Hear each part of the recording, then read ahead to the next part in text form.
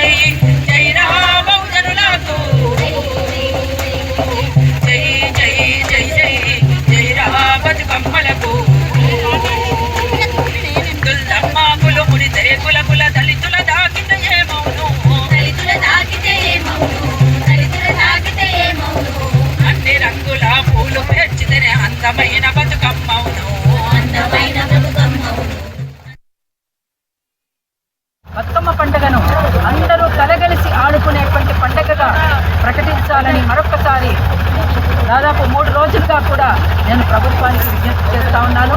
అట్లనే పౌర సమాజానికి కూడా విజ్ఞప్తి చేస్తా ఉన్నాను.